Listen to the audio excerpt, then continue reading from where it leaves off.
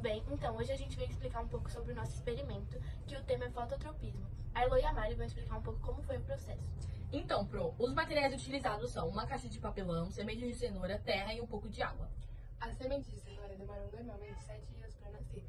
A gente plantou no início das férias e demorou de 3 a 4 semanas para ficar desse tamanho. Ficou desse tamanho aqui. E aí a gente deixou contra a parede para que o nosso experimento desse certo e seguisse a luz por aqui. E aí como a gente cortou a tampa da caixa para fazer os compartimentos, a gente deixou contra a parede para que desse certo. E agora o Duarte vai explicar um pouco mais sobre fototropismo e os resultados. Bom, eu sou o Duarte e eu vim explicar um pouco sobre o fototropismo. O fototropismo é um movimento das plantas realizado em resposta à luz solar. Explicando melhor, seria a planta tentando se adaptar ou se movendo para que ela possa entrar em contato com a luz solar em um lugar com pouca fonte. Um exemplo disso seria a planta num quarto, ou dentro de uma caixa, ou num lugar com pouca fonte de luz solar. Ela vai crescer meio curvada, ou ela vai ter um tipo de movimento para que ela possa entrar em contato com a luz solar e fazer a fotossíntese e receber os nutrientes. O nosso experimento proposto foi o fototropismo. Como vocês podem ver, deu super certo, obtivemos bastante êxito. E agora o meu amigo Isaac vai fazer os exercícios do TC. Boa tarde a todos que estão assistindo, boa tarde professora Claudinha, no caso aqui é boa tarde, né? Mas o foco aqui que eu vim falar hoje é sobre a parte do meu trabalho, eu fiquei com a parte dos exercícios. Escolhi 3 exercícios do TC, trazer aqui pra vocês e comentar qual que é a certa e por que a errada não é a certa, certo? É isso.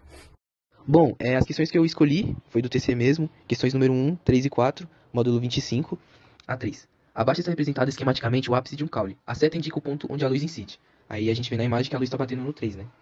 Pode-se, então, deduzir que a concentração maior de alzina será em qual das regiões, numeradas de 1 a 4. Por quê? Explique qual é a resposta do caule em relação à luz.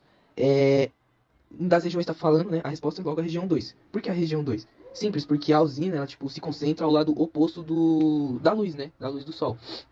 Elas são estimuladas pela luz do sol, né? E, migram para uma área escura, né? Então, nesse caso, estão no 3, vão logo pro oposto, que é logo o 2, né? Que tá, do outro lado ali na imagem. E em relação ao caule, o caule cresce a favor da luz, né? Ele cresce em direção à luz. Essa questão é basicamente isso, só.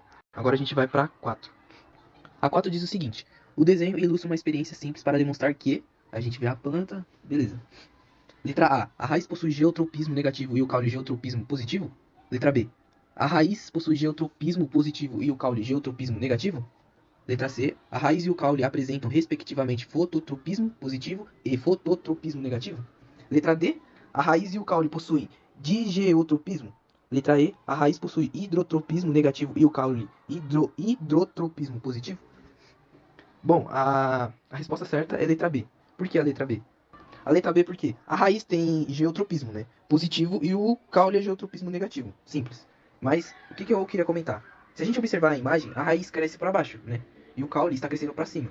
Geotropismo é o crescimento. O geotropismo é o seguinte: é o crescimento a favor da gravidade. Isso é geotropismo. Ou seja, a raiz cresce em direção da gravidade. Ou seja, ela é positiva. Já o caule, ele cresce contra a gravidade. Ou seja, ele cresce para cima. Então logo ele é negativo. Então logo é a letra B, né? A raiz possui geotropismo positivo e o caule geotropismo negativo. Agora a gente vai para a questão número 1. Vamos lá, ele quer que a gente determine a curva que corresponde ao caule e a correspondência à raiz, né? E quer que a gente justifique.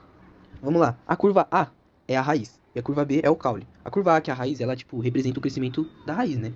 Porque mostra um impedimento em baixas concentrações e estímulos em altas concentrações. O que quer dizer tudo isso que eu disse? É porque, a alzina em baixa concentração, ela impede o crescimento da raiz, né? E também a alzina em baixa, ela impede o crescimento da raiz. Tem que ser um meio termo, né? Aí logo, curva A é a raiz, representa o crescimento da raiz, porque mostra o impedimento em baixas concentrações.